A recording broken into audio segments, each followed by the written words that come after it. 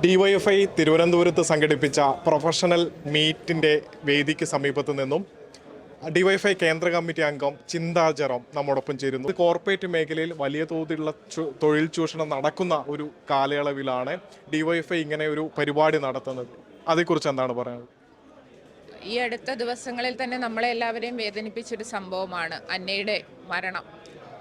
അതിൽ അവരുടെ മാതാപിതാക്കൾ തന്നെ വ്യക്തമാക്കിയിട്ടുണ്ട്, സുഹൃത്തുക്കൾ വ്യക്തമാക്കിയിട്ടുണ്ട്. അപാരമായ തൊഴിൽ ചൂഷണം, കൂടുതൽ സമയം ജോലി ചെയ്യുക, കൂടുതൽ ജോലി ഭാരം, ഇതെല്ലാം ആ കുട്ടിയുടെ മരണത്തിന് കാരണമായിട്ടുണ്ട്. ഇത് ശരിക്കും ഒരു ഒറ്റപ്പെട്ട സംഭവമല്ല. ഇത്തരം നിരവധിയായിട്ടുള്ള പ്രശ്നങ്ങൾ നമ്മുടെ സമൂഹത്തിൽ ഉയർന്നു വരുന്നുണ്ട്. അതുകൊണ്ട് ഈ മേഖലയിലെ പ്രശ്നങ്ങളെ അഡ്രസ്സ് ചെയ്യാൻ, അതോടൊപ്പം തന്നെ പ്രൊഫഷണൽസ് ആയിട്ടുള്ള നമ്മുടെ സുഹൃത്തുക്കൾ അവർ സാമൂഹിക പ്രതിബദ്ധതയോടുകൂടി പല വിഷയങ്ങളിലും ഇടപെടാൻ താല്പര്യപ്പെട്ട് നിൽക്കുന്നവരാണ്. അപ്പോൾ അത്തരത്തിലുള്ള ചെറുപ്പക്കാരുടെ ഒരു സംഗമം എന്ന നിലയിലാണ് ഡിവൈഎഫ്ഐ ആലോചിച്ചത്. അത്തരത്തിൽ വലിയ പങ്കാളിത്തമാണ് ഇപ്പം നമുക്ക് കാണാൻ കഴിയുന്നത്. മെഡിക്കൽ ഫീൽഡിലുള്ള നമ്മുടെ സുഹൃത്തുക്കളുണ്ട്, എഞ്ചിനീയറിംഗ്, IT, നോൺ IT മേഖലയിൽ നിന്നുണ്ട്, ചാർട്ടേഡ് അക്കൗണ്ടൻസ് ഉണ്ട്, മാനേജ്മെൻറ്റ് മേഖലയിൽ നിന്നുണ്ട്. അങ്ങനെ വിവിധ മേഖലകളിൽ നിന്നുള്ള ചെറുപ്പം അവർ ഒത്തുകൂടുകയും കേരളം ഒരു എഡ്യൂക്കേഷണൽ മേഖലയിൽ വലിയ സംഭാവനകൾ നടത്തിക്കൊണ്ട് പോവുകയാണ്. ഇപ്പോൾ ഗവൺമെൻറ്റിൻ്റെ തന്നെ നവകേരള പദ്ധതിയുടെ ഭാഗമായി ലക്ഷ്യം കാണുന്ന ഒരു കാര്യം ഒരു വൈജ്ഞാനിക സമ്പദ്ഘടനയായി നമ്മുടെ നാടിനെ മാറ്റുക, കേരളത്തെ മാറ്റുക എന്നുള്ളതാണ്. അപ്പോൾ ആ നോളജ് ഇക്കോണമിക്ക് എന്തൊക്കെ സംഭാവനകളാണ് ഈ ചെറുപ്പത്തിന് നൽകാൻ കഴിയുന്നത്? അപ്പോൾ തങ്ങൾ പഠിച്ചു വന്ന തങ്ങളാക്കി മാറ്റാൻ വലിയ സംഭാവന നൽകിയ ഈ നാടിനോടുള്ള ഒരു കമ്മിറ്റ്മെൻറ്റ് കൂടി തീർച്ചയായും നമ്മുടെ പ്രൊഫഷണൽസിൻ്റെ ഭാഗത്തു നിന്നുണ്ട്. അത്തരത്തിലുള്ളൊരു സംഗമമാണ് ഇവിടെ കാണുന്നത്. നമുക്കറിയാം, ഇപ്പോൾ കേരളം ഈസ് ഓഫ് ബിസിനസ്സിലൊക്കെ നമ്പർ 1 ആയി മാറിയിരിക്കുകയാണ്. അപ്പോൾ അത്തരത്തിൽ പുതിയ പുതിയ സംരംഭങ്ങളൊക്കെ തുടങ്ങാൻ ചെറുപ്പത്തിന് പ്രചോദനം നൽകാനാണ് ഡിവൈഎഫ്ഐ ഇത്തരം ഒരു സംഗമം സംഘടിപ്പിച്ചത്. അതായത് തൊഴിൽ നിയമം സംബന്ധിച്ചുള്ള ലൈസൻസ് പോലും അന്ന ജോലി ചെയ്തിരുന്ന EY കമ്പനി പാലിച്ചിരുന്നില്ല. ആ ലൈസൻസ് പോലും ആ കമ്പനിക്ക് ഉണ്ടായിരുന്നില്ല. അങ്ങനെയൊക്കെ നിൽക്കുന്ന ഒരു സന്ദർഭത്തിലാണ് ഈ അന്നയുടെ മരണത്തെ അപമാനിക്കുന്ന തരത്തിൽ, മരണത്തിന് ശേഷവും അപമാനിക്കുന്ന തരത്തിലാണ് നിർമ്മലാ സീതാരാമൻ അവർ പ്രസ്താവന നടത്തിയിരിക്കുന്നത്. ദൈവത്തിൽ വിശ്വസിക്കേണ്ടിയിരുന്നു, സമ്മർദ്ദം കുറയ്ക്കാൻ എന്നൊക്കെയുള്ള വിചിത്രവാദമാണ് അവർ ഉയർത്തുന്നത്. അതിന് ഡിവൈഎഫ്ഐ എങ്ങനെ കാണുന്നു? അങ്ങേയറ്റം നിരാശാജനകമല്ലേ ശ്രീമതി നിർമ്മലാ സീതാരാമൻ്റെ പ്രസ്താവന? വേദനിച്ചിരിക്കുന്ന ആ കുടുംബത്തെ കൂടുതൽ വേദനയിലേക്ക് തള്ളിവിടുന്ന, അല്ലെങ്കിൽ നിങ്ങളിവിടെ പറഞ്ഞതുപോലെ തന്നെ ആ മരണത്തെ അപമാനിക്കുന്ന നിലയിലേക്ക്, ജോലിഭാരം അനുഭവിക്കുന്ന ഒരു കുട്ടി, ആ കുട്ടി അനുഭവിച്ച സമ്മർദ്ദം, ഇതിനൊക്കെ ഒരു പരിഹാരം കാണുന്നതിന് പകരം ഇനിയൊരു വ്യക്തിക്ക് ആ ഒരു പ്രശ്നം ഉണ്ടാകരുത് എന്ന് അതിനുവേണ്ടിയുള്ള നടപടി സ്വീകരിക്കേണ്ട ഒരു പദവിയിലിരിക്കുന്ന ഒരു വ്യക്തി ഇങ്ങനെ പറയുമ്പോൾ, ഇതിനു മുമ്പും അവരുടെ പല പ്രസ്താവനകളും നമുക്ക് അത്തരത്തിൽ വിരോധാഭാസമായി തോന്നിയിട്ടുണ്ട്. കേരളത്തെ സംബന്ധിച്ച് വലിയ പുച്ഛത്തോടു കൂടിയാണ് അവർ സമീപനങ്ങൾ സ്വീകരിക്കുന്നത്. ബജറ്റിൽ കേരളം എന്നൊരു വാക്കുപോലും മിണ്ടാൻ തയ്യാറാവാറില്ല. കേരളം ഇന്ത്യയുടെ ഒരു ഭാഗമാണെന്ന് കണക്കാക്കാത്ത രീതിയിലുള്ള പ്രവർത്തനങ്ങളാണല്ലോ കേന്ദ്ര ധനകാര്യമന്ത്രിയുടെ ഭാഗത്ത് നിന്നുണ്ടാകുന്നത്. അതൊക്കെ നിൽക്കുമ്പോഴും ഒരു പെൺകുട്ടിയുടെ മരണം ഉണ്ടാകുന്ന സമയത്ത് ഇങ്ങനത്തെ വാദഗതികൾ മുമ്പോട്ട് വയ്ക്കുക, ഒരു സ്ത്രീയായ പൊതുപ്രവർത്തക അങ്ങനെയൊക്കെ പറയുക എന്ന് പറയുന്നത് കൂടുതൽ അതിൻ്റെ ആഴം വർദ്ധിപ്പിക്കുന്നതാണ്.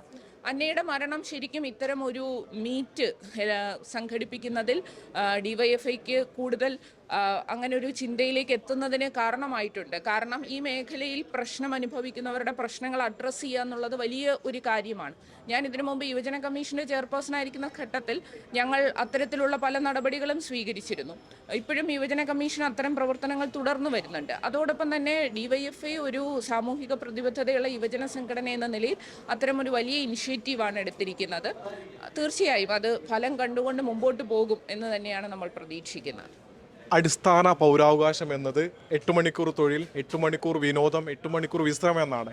എന്നാൽ അതിൽ പാടെ കേന്ദ്ര സർക്കാർ പരാജയപ്പെട്ടിരിക്കുകയാണ്. അത് ഈ അന്നയുടെ മരണത്തോടുകൂടി തെളിഞ്ഞു. ഏതാണ്ട് ഇരട്ടിയിലധികം മണിക്കൂറുകളാണ് സാധാരണ ഒരു മനുഷ്യൻ ചെയ്യേണ്ടതിന് ഇരട്ടിയിലധികം മണിക്കൂറുകളാണ് അന്നയെപ്പോലുള്ള ആളുകൾ ചെയ്യുന്നത് എന്നാണ് ഈ കോർപ്പറേറ്റ് മേഖലയിൽ നിന്നും അന്നയുടെ മരണത്തോടുകൂടി നമുക്ക് വ്യക്തമായത്. ഈ കേന്ദ്ര സർക്കാരിനെ എന്തുകൊണ്ട് ഇതിൽ വീഴ്ച പറ്റി? ഇതിലെന്തെങ്കിലും താക്കീത് നൽകുക എന്ന് തന്നെയാണോ ഡിവൈഎഫ്ഐയുടെ ലക്ഷ്യം? അല്ല, അന്നയുടെ സംഭവം നമുക്ക് മുമ്പിൽ ഉദാഹരണമായിട്ട് നിൽക്കുന്നുണ്ട്. രാജ്യത്ത് ഇത്തരത്തിലുള്ള സംഭവം ഇപ്പം ബംഗാളിലെ യുവ ഡോക്ടറുടെ മരണം, ആ ഡോക്ടറുടെ മരണവുമായി ബന്ധപ്പെട്ട് നമ്മൾ അതിൻ്റെ കൂടുതൽ കാര്യങ്ങൾ മനസ്സിലാക്കുമ്പോൾ ആ കുട്ടി എത്ര സമയമായിരുന്നു ജോലി ചെയ്തിരുന്നത്. അപ്പോൾ ഇവിടെ നിയമം അനുശാസിക്കുന്ന സമയക്രമം ഒന്നും നടക്കുന്നില്ല. വലിയ തോതിലുള്ള ചൂഷണമാണ്, അമിത ഭാരമേൽപ്പിക്കുകയാണ്. അപ്പോൾ ഇതെല്ലാം വലിയ തോതിലുള്ള ആരോഗ്യ പ്രശ്നങ്ങൾ, മാനസിക സമ്മർദ്ദങ്ങൾ, വിഷാദരോഗം, ഇതെല്ലാം ചെറുപ്പത്തെ ബാധിക്കുന്ന ഒരു പ്രശ്നത്തിലേക്ക് എത്തിയിരിക്കുകയാണ്. അപ്പോൾ ഇതെല്ലാം അഡ്രസ്സ് ചെയ്തുകൊണ്ട് തന്നെ മുമ്പോട്ട് പോകണം. യുവജനങ്ങളുമായി ബന്ധപ്പെട്ട എല്ലാ വിഷയങ്ങളും അഡ്രസ്സ് ചെയ്തുകൊണ്ട് മുമ്പോട്ട് പോകണം.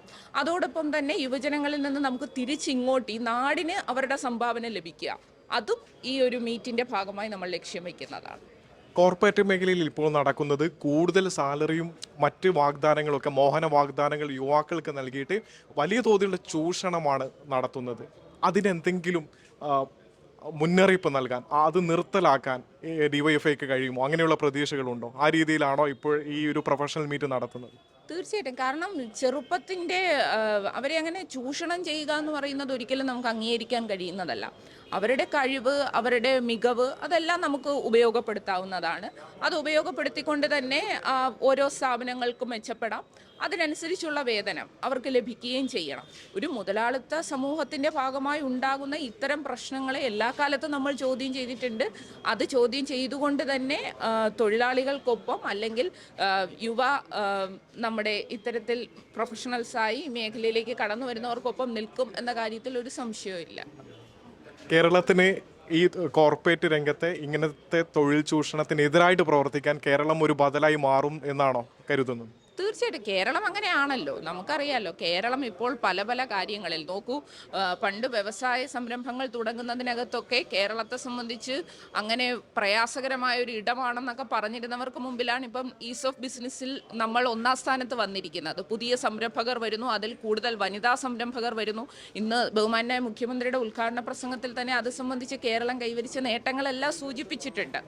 അപ്പോൾ തീർച്ചയായും കേരളം അത്തരത്തിലൊരു ബദലായി, ഒരു മാതൃകയായി തന്നെ രാജ്യത്ത് നിൽക്കുകയാണ്. അതിന് കൂടുതൽ സംഭാവനകൾ നൽകാൻ തീർച്ചയായും ഡിവൈഎഫ്ഐയുടെ ഈ ഒരു സംഗമം, ഇതൊരു സംഗമത്തിൽ ഒതുക്കുകയല്ല. ഈ പ്രൊഫഷണൽസിൻ്റെ കഴിവ്, ഇവരുടെ മികവ് എല്ലാം ഉപയോഗപ്പെടുത്തിക്കൊണ്ട് തുടർന്നും നമ്മുടെ നവകേരള സൃഷ്ടിക്കും, നോളജ് ഇക്കോണമി സൃഷ്ടിക്കുന്നതിനുമെല്ലാം മുമ്പോട്ട് പോകും എന്ന് തന്നെയാണ് പ്രതീക്ഷ.